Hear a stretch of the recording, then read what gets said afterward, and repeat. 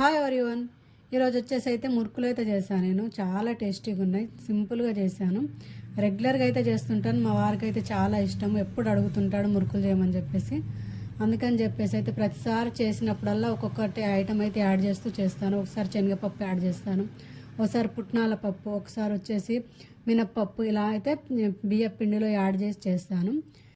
ఈసారి వచ్చేసి అయితే ఇక్కడ వచ్చి పుట్నాల పప్పు అయితే యాడ్ చేశాను. 1 కప్పు పుట్నాల పప్పును అయితే మిక్సీ పట్టేసుకున్నాను. దానికైతే 3 కప్పుల బియ్యం పిండి అయితే తీసుకున్నాను. బియ్యం పిండి మంచిగా జల్లెడ పట్టుకున్న తర్వాత పుట్నాల పప్పును కూడా జల్లెడ పట్టేసుకొని 1 స్పూన్ ఉప్పు అయితే వేసుకొని 1 స్పూన్నర కారం వేసి కొంచెం వాము, కొంచెం అయితే పసుపు యాడ్ చేసుకున్నాను. నేనైతే ఎక్కువగా నువ్వులు యాడ్ చేస్తాను. నువ్వులో చాలా టేస్టీగా ఉంటుంది. నాకు ఎక్కువ ఇష్టం అని చెప్పేసి ఒక 2-3 స్పూన్ల నువ్వులు అయితే యాడ్ చేశాను. ఇక్కడ ప్రతిసారి నువ్వులు ఎక్కువగా యాడ్ చేసుకుంటుంటాను.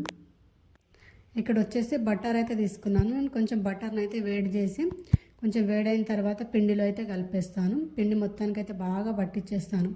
బటర్ మంచిగా పట్టిన తర్వాత ఇక్కడ వేడి వేడి వాటర్ తీసుకొని వాటర్తో అయితే పిండిని ఇలా అయితే ఒకసారి మంచిగా అయితే కలుపుతాను. వాటర్ వేడిగా ఉంటాయని చెప్పేసి అయితే స్పూన్ పెట్టేసి అయితే కలిపేసి ఒక 10 మినిట్స్ అయితే అలాగే వదిలేస్తాను.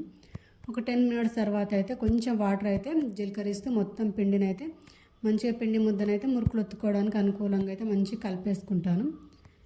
ఇలా కొంచెం కొంచెం వాటర్ జల్లిస్తూ మనకు మురుకులు ఒత్తుకోవడానికి పిండి ఎలా ఉంటుందో అలా అయితే మంచిగా అయితే మరీ మెత్తగా కాకుండా ఇలా పిండిని అయితే కలుపుకుంటాను.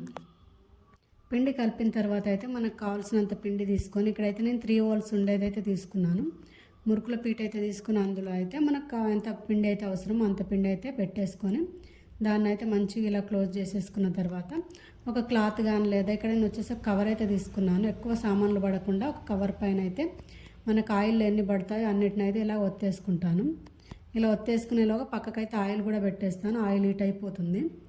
ఆయిల్ హీట్ అయ్యేలోగా ఆయిల్లో పట్టేటన్నైతే ఇక్కడైతే ఒత్తేసుకున్నాను కవర్ పైన. ఇలా ఒత్తుకున్న వాటిని అయితే మంచిగా వేడిగా ఉన్న ఆయిల్లో అయితే ఇలా వేసేసుకుంటాను. చేతితోనే వేస్తాను. ఇలా వేసిన తర్వాత అయితే ఒక 2-3 నిమిషాలు అలాగే వదిలేసి మనకైతే ఇంకొక వాయికి కావాల్సినవి కూడా పేపర్ పైన అలాగే ఒత్తేసుకుంటాను. అవి ఒత్తేలోగైతే ఇక్కడ మంచిగా ఫ్రై అవుతూ ఉంటాయి. ఇలాగ ఒక్కరు ఎన్నైనా చేసేసుకోవచ్చు. సింపుల్గా చాలా ఈజీగా చేసుకోవచ్చు. నాకైతే బాగా అలవాటు అయిపోయింది మురుకులు చేసి. ఇలాగ మంచిగా 2 వైపులా కాలిన తర్వాత అయితే పక్కకైతే తీసేసి పెట్టేసుకుంటాను. ఆయిల్ మొత్తం సపరేట్ అయ్యేంత వరకు.